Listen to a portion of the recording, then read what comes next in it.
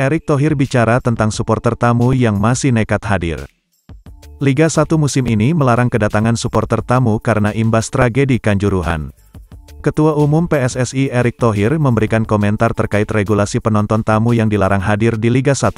Ia menginginkan supporter mematuhi aturan tersebut. Pada Liga 1 musim ini cuma pendukung tuan rumah saja yang diperbolehkan datang ke stadion, sedangkan supporter tamu dilarang hadir karena imbas dari tragedi Kanjuruhan yang terjadi beberapa waktu lalu. Meski begitu masih banyak ditemukan pendukung tamu yang masa bodoh dengan aturan tersebut, mereka tetap nekat datang ke stadion untuk mendukung klub kesayangannya bertanding tandang. Tak ayal regulasi tersebut dirasa tidak efektif untuk dijalankan, namun Erick menjelaskan semua ini dilakukan karena dari permintaan FIFA.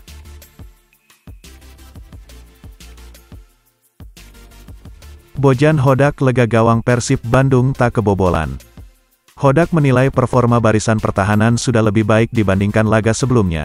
Meski debutnya sebagai pelatih Persib Bandung tidak membuahkan hasil maksimal, Bojan Hodak tetap puas dengan hasil imbang tanpa gol melawan Bali United di Stadion Gelora Bandung Lautan Api. Persib untuk ketiga kalinya secara beruntun gagal mendapatkan angka penuh saat bermain di hadapan suporternya. Hasil imbang ini juga membuat Persib baru memperoleh 1 kemenangan dari 5 pertandingan. Bojak mengaku cukup puas dengan hasil tersebut. Menurutnya hal yang menjadi sorotan di laga ini adalah performa barisan belakang yang lebih solid, sehingga gawang mereka tidak kebobolan untuk pertama kalinya. Kendati puas dengan performa barisan belakang, Bojak belum puas dengan sektor penyerangan. Sejumlah peluang berhasil didapat Maung Bandung, tapi tak kunjung membuahkan gol.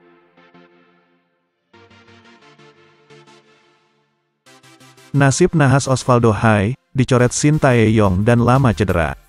Papua dikenal sebagai daerah penghasil pemain-pemain bintang yang jadi andalan timnas Indonesia di setiap generasi, mulai dari angkatan Ruli Nere pada tahun 1980-an sampai Boas Solosa pada tahun 2000-an awal. Setelah era Boas Solosa cukup banyak pemain asal Papua yang digadang-gadang sebagai penerus tongkat estafet dari legenda Persipura Jayapura itu. Satu di antaranya adalah Osvaldo Hai.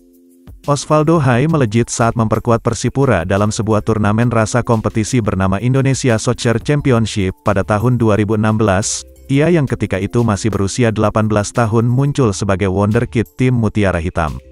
Sejak saat itu namanya kerap menjadi andalan timnas Indonesia.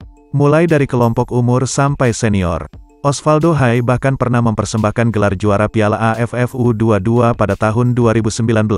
Sebelum namanya tidak lagi dilirik pelatih timnas Indonesia Sintayong karena dianggap telah melakukan tindakan indisipliner.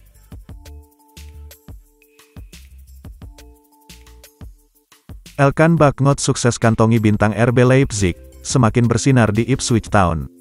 Elkan Bagnot menjadi sorotan berkat performa apiknya ketika membela Ipswich Town dalam laga uji coba pramusim melawan klub papan atas Bundesliga RB Leipzig. Dalam turnamen Innsbruck Cup di Austria pekan lalu Bagnot tampil ciamik di lini belakang Ipswich. Bagnot sukses mematikan pergerakan striker andalan Leipzig Yusuf Poulsen. Pelatih Ipswich Town Kieran McKenna memainkan Bagnot sejak menit awal. Pemain berusia 20 tahun itu juga mampu membuat frustrasi pemain RB Leipzig lainnya seperti Benjamin Sesko, Emil Forsberg hingga Fabio Carvalho. Elkan Bagnot belajar banyak dari pertarungannya dengan Poulsen, yang notabene juga berstatus bomber timnas Denmark dengan 68 penampilan dan 11 gol. Bagnot seolah anak kemarin sore di Ipswich Town. Sejak menandatangani kontrak profesional pada tahun 2021, bek berpostur 194 cm itu baru beraksi 3 kali.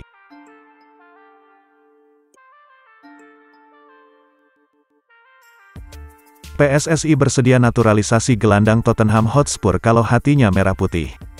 PSSI bersedia mengurus naturalisasi pemain Tottenham Hotspur U18 Gabriel Hanwilov-King, itu pun jika gelandang berpostur 174 cm tersebut mau datang ke Indonesia. Nama Gabriel Hanwilov-King sebelumnya masuk dalam daftar pemain diaspora untuk Timnas Indonesia U17 proyeksi Piala Dunia U17 tahun 2023, namun ia tidak jadi dipanggil lantaran tak punya paspor Indonesia. Gabriel Hanwilov-King saat ini berpaspor Inggris. Oleh karenanya ia harus melalui proses naturalisasi jika mau membela Timnas Indonesia U17. Erick Thohir pun memastikan PSSI tidak membeda-bedakan status pemain diaspora dan lokal. Semuanya punya kesempatan yang sama untuk tampil membela timnas Indonesia U17 di Piala Dunia U17 tahun 2023. Dia mengatakan jadi tak ada diskriminasi antara diaspora dan pemain kita.